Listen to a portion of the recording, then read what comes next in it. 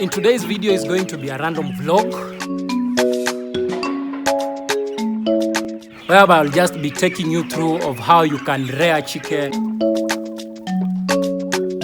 in a wide space and by the use of automatic drinkers.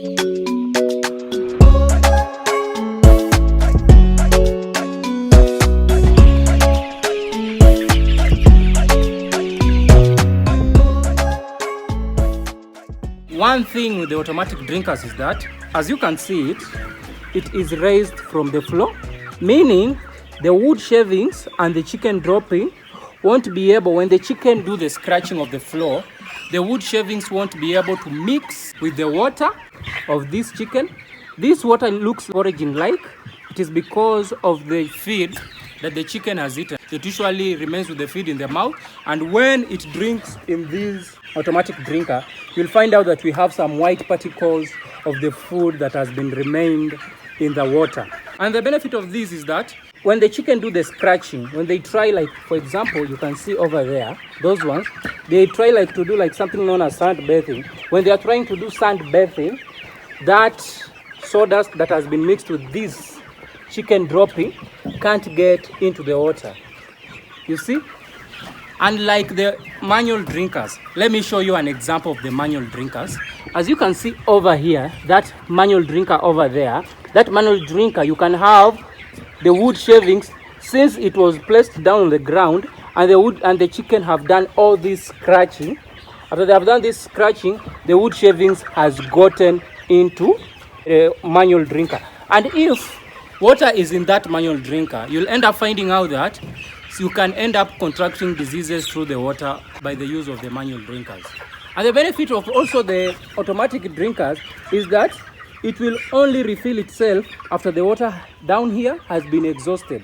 And that also, if you are living in an area that doesn't have enough water, that will help you save a lot of water big time. So that is another benefit of having automatic drinkers.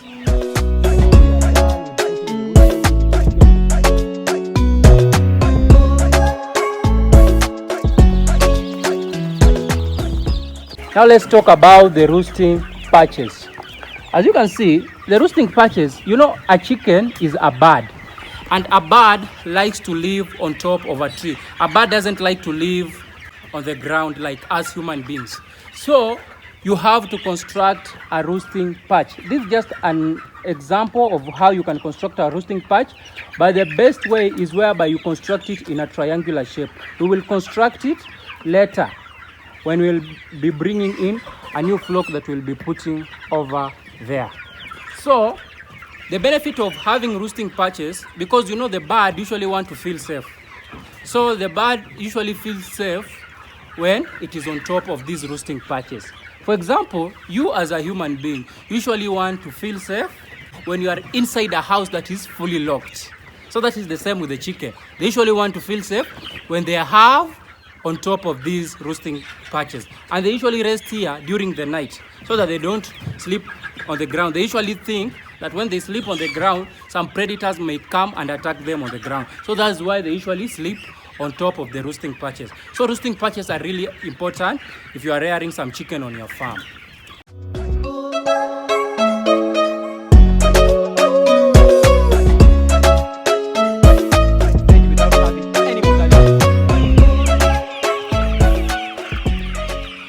And also, as you can see, on that corner over there, have you seen it? On that corner, from that place up to that place, we have placed a plywood that is like circular in a way. We have placed that plywood in that corner because that roosting patches are not enough.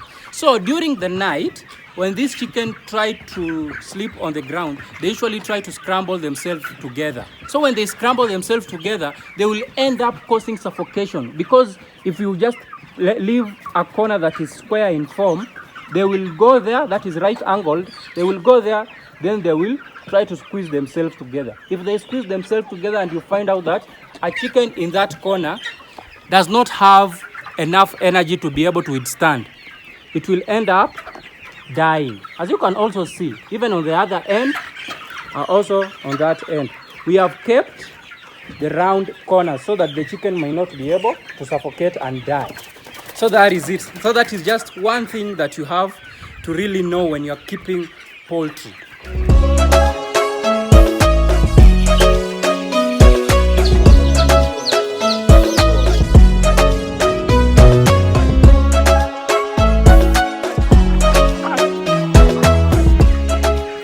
And another thing I want you guys to note is that you can see this poultry house, how we constructed it. Just look at it. Look. What can you see? I want you to guess. Just look at it. Look at it. We have a top floor over here, but that is a story of another day. Just look at this poultry house. What do you see? I want to tell you what you can see. This poultry house is well ventilated. As you can see, this poultry house is purely well ventilated. And this can allow, when air comes through here, if you have some foul smell inside this poultry house, it will leave through the other side. So that is the benefit of having a well ventilated. I wish you could just feel the breeze that I'm feeling currently, because I think the wind is blowing. I can show you some trees that are waving. You can see that tree is waving. So the wind is blowing from this side, then it's taking out the foul smell on the other side. And also, when the wind blows from this side up to this side, it also helps on the drying of these wood shavings. Meaning, when the wind blows inside this poultry house, it will help to dry the wood shavings. If the wood shavings are wet, they will cause some diseases in the chicken coop. But if they are dry, that is the better part, as you can see it. Yes, you can see this chicken. They are really looking very beautiful. Very, very beautiful. Yes.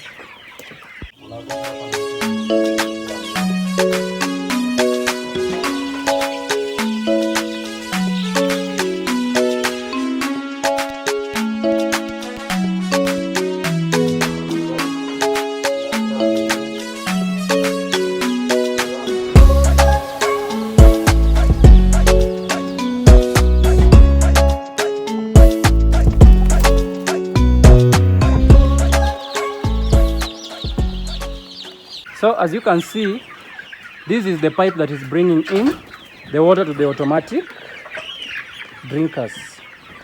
I think this is a better thing. If you want just to keep some chicken, maybe 500 chicken and above, make sure you have some automatic drinkers. You can only use the manual drinkers whenever you are vaccinating your chicken, or if you're trying to supplement your chicken with some multivitamin. That's the only time that you can use the manual drinkers. Let me show you a manual drinker. Maybe some of you haven't seen it very well. So an example of a manual drinker is this one. I've startled the chicken a bit, but this is an example of a manual drinker. And this manual drinker is like 6 liters. Yes, so this is an example of a manual drinker.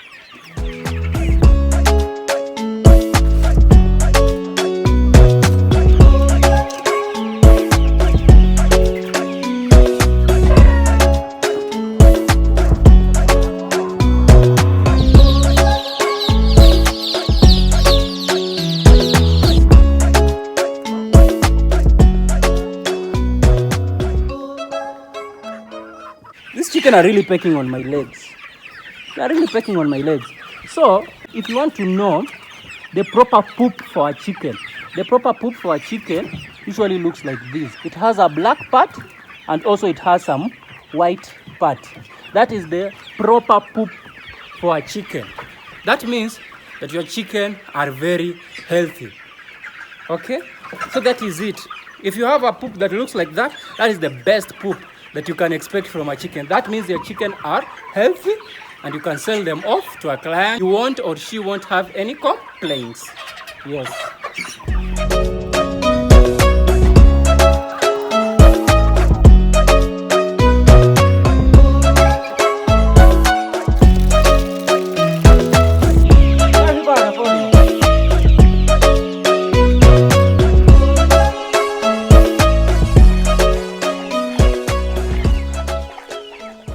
Just look at the other end.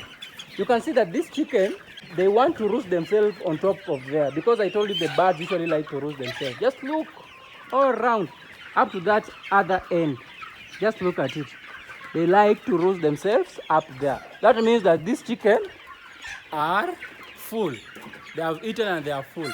If you want to know that your chicken haven't eaten and they aren't full, they will be keep on scratching on the floor and trying to find food on these wood shavings. And if you're not giving your chicken enough feed, this can lead to coccidiosis or typhoid on your farm. Because if the chicken try to eat their own poop, after they have eaten their own poop, then they drink water. That mouth that they have used to eat the poop, it has remained in the mouth of that chicken. If it has remained in the mouth of that chicken, then another chicken comes in and drinks the same water. It has infected the whole flock. Maybe you can just have one chicken that is suffering from coccidiosis. If it drinks the water from that automatic drinker and it leaves that poop because it is stuck in the mouth, it leaves in that water, then you will find out that other chicken will come and drink the same water. That meaning that is the spread of the coccidiosis from one chicken to another. So make sure if you have chicken on your farm, make sure you have enough feed.